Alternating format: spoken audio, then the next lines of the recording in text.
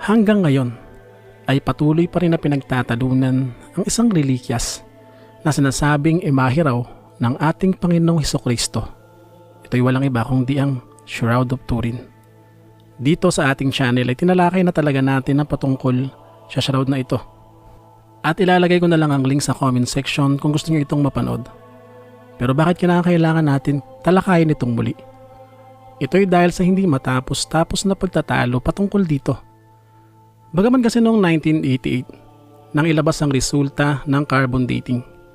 At ito raw ay sinasabing nag-exist sa pagitan ng 1260 hanggang 1390 o mga nasa 13 o 14th century lamang ang talagang tanda nito. Ibig sabihin ay hindi ito mula sa panahon ng ating Panginoong Hesukristo. Ang tatlong universidad na nag-conduct ng carbon dating ay ang Universidad ng Oxford, Arizona at ang Swiss Federal Institute of Technology. Pero sa kabila ng 95% na resulta ng carbon dating ay hindi dito natapos ang lahat. Dahil hindi tuluyang isinara ang kurtina ng mga naniniwala na totoo ang Shroud of Turin. Mula kasi ng malitratuhan ng tela at makita ang negative nito.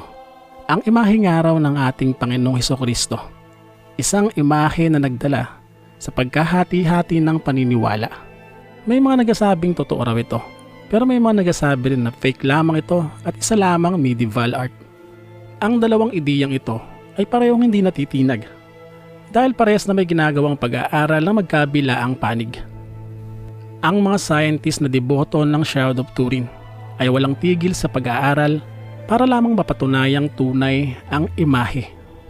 Matapos nga ang carbon dating noong 1988 ay hindi na naglabas pa ang Vatican ng bagong sample para nga muling pag-aralan at sumailalim sa mga test o sa carbon dating.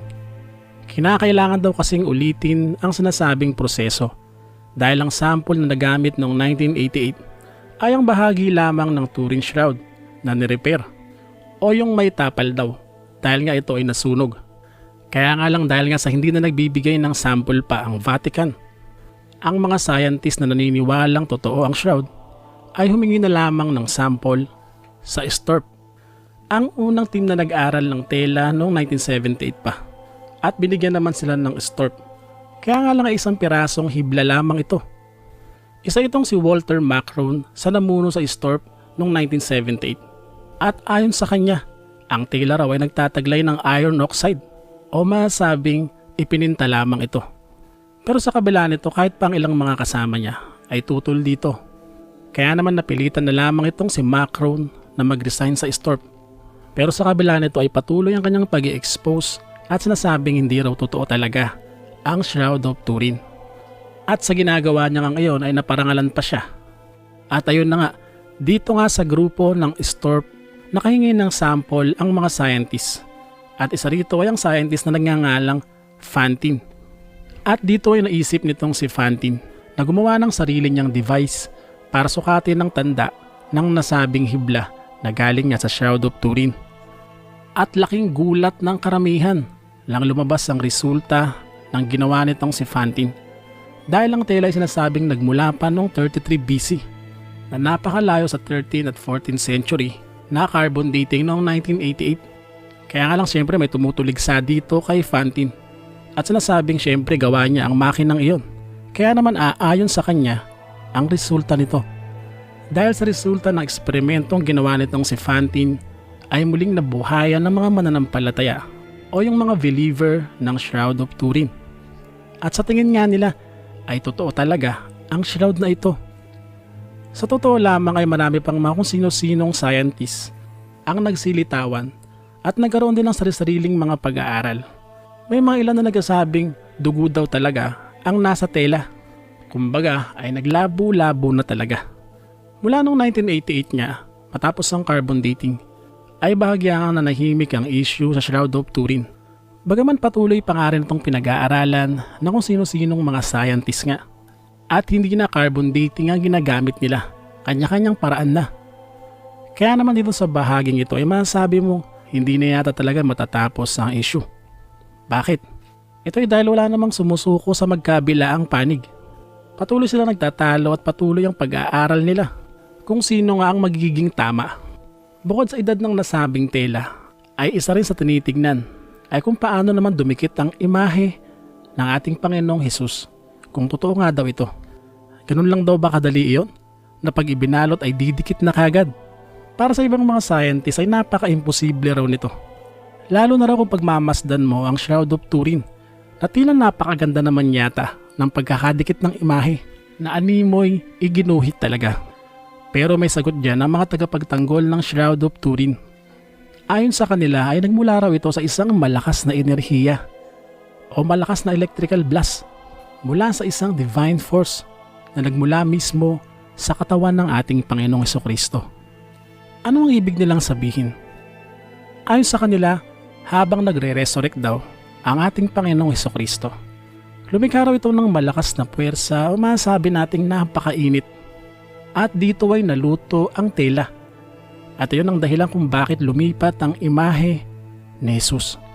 Sinasabing isa ito sa pinakabago at isang matibay na pinanghahawakan ngayon ng mga believer ng Shroud of Turin. Kaya naman dito ay tila muling bumabaliktad na naman ang sitwasyon at dumadami na naman ang naniniwala na totoo nga ang Shroud of Turin dahil sa mga ganitong ideya. Pero alam nyo ba na bago pa man ang ideyang ito, noong 2009 pa, itong si Luigi Garlascelli, isang propesor ng organic chemistry sa University of Pavia, ang nagsabing ang pagkakalikha ng Shroud of Turin ay sa pamamagitan lamang daw ng medieval technologies. Sa madaling sabi ay hindi siya naniniwala na totoo ang Shroud of Turin. At para patunayan na ipinakita niya kung paano ito ginagawa. Una syempre sinubukan niya munang gawin ng natural na paraan. Kumuha siya ng isang volunteer para lagyan nga ng mga kunyaring dugo-dugo at tinakluban ito ng tela. Bagaman may mga bumakat sa tela ay hindi naman ito madistinguish at halos hindi mo aakalain na ipinambalot ito sa isang tao. Kaya naman ayon sa kanya, imposible raw talaga na kapag binalot mo lang isang katawan ay didikit lang at lilipat ang imahe ng ganon-ganon na lamang. Kaya nga pumupunta na lamang ang mga believer ng Shroud sa resurrection theory. Nang mapatunayan nga natong si Professor Garlascelli na hindi ganun basta-basta didikit ang imahe sa tela. Dito ay ipinakita naman niya ang proseso kung paano nilikha ang Shroud of Turin. Ito'y walang iba kundi sa pamamagitan lamang ng pagbabakat. Ito'y sa bandang ulo ng imahe kung saan ay gumamit siya ng isang hulma. Kumbaga sa atin kung naaalala nyo, yung pisong may kalabaw na binabakat sa papel. Parang ganun. At yung katawan naman ay dinidikit ng gusto sa tela. Nang sa ganon ay kumorte rin ang imahe nito. At nang lumitaw na nga ang resulta ay masabing parehong-pareho talaga ito ng sa Shroud of Turin. Pero sa kabila nito ay hindi naman ito pinaniwalaan ng mga kalabang ideya o yung mga believer. Kaya nga patuloy silang naghanap ng dahilan kung bakit kumapit ang imahe ni Jesus sa nasabing tela. Sa totoo lamang sa tingin ko ay hindi na talaga matatapos ang argumento sa Shroud of Turin hanggat hindi ito muling na isasalang sa carbon dating. Kung gusto nyong malaman ang kasaysayan ng Shroud kung paano ito nakarating sa Turin, ay maaari nyo ang panoorin ng video na patungkol dito na nasa comment section. Sa video ngayon ay malalaman nyo na noon pa man, 1389, ay diniklara ng peke ang Shroud of Turin at sinasabing nakilala pa nga ng isang arsobispo ang gumawa nito. Bagaman noong 1506 ay binago ang desisyon o binaliktad at sinabing totoo raw ang Shroud. Ito'y sa hindi malamang kadahilanan at meron pang mga nagsasabi na kaya raw ito idiniklarang tunay nang sa ganon ay mapagkakitaan. Dahil syempre kung may relikyas nga naman so sa iyong kinalalagyan, tiyak na dadagsain ka ng mga pilgrim. Ang bahaging ito ng kasaysayan ay masabing kritikal talaga. Pero hindi ito masyadong pinapansin at binabaliwala lamang. Kaya naman patuloy pa rin ang banggaan ng mga believers at ng mga skeptic. At may mga lumitaw pang ideya na baka raw imahe lamang ito ni Da Vinci kung saan nilitratuan niya ang kanyang sarili gamit ang isang sinaunang kamera. Pero malabo daw iyon dahil sinasabing nag-i-exist na ang Shroud of Turin. Hindi pa man ay pinapanganak itong si Leonardo da Vinci. Kaya naman masabing debunk agad ang ganitong ideya. Hanggang sa panahon natin sa ngayon ay patuloy ang debate at patuloy ang pag-aaral. ang sinasabing resurrection ng ating Panginoong Hesus, na sinasabing ang naging dahilan kung bakit nabuo ang imahe, ay muli ring sinagot ng isang miyembro ng STORP na hindi rin naniniwala sa Shroud of Turin. Ayon sa kanya, kung sinasabi raw ng mga naniniwala na ang Shroud of Turin ay ang burial cloth ng ating Panginoong Hesukristo, at kung ito rin ang kanyang resurrection cloth, dapat daw ay hindi ito naiwan sa libingan. Dahil syempre kung mabubuhay nga naman siya na yun ang suot niya, dapat dala-dala niya ito sa kanyang katawan at walang maiiwan sa libingan. Bilang isang Kristiyano ay nasa inyo na yan kung saang panig kayong maniniwala. Kung iisipin natin, bakit nangyayari ang mga bagay na ito? Ang mga pagtatalo. Ito ay dahil alam naman natin na wala naman talagang naiwang imahe ang ating Panginoong Hesukristo dito sa lupa. Kaya naman ganoon na lamang ang pagpapahalaga ng mga believers sa Shroud of Turin, dahil kung totoo nga raw ito, ay masasabing magiging mahalagang relikyas talaga ito para sa kanilang mga mananampalataya.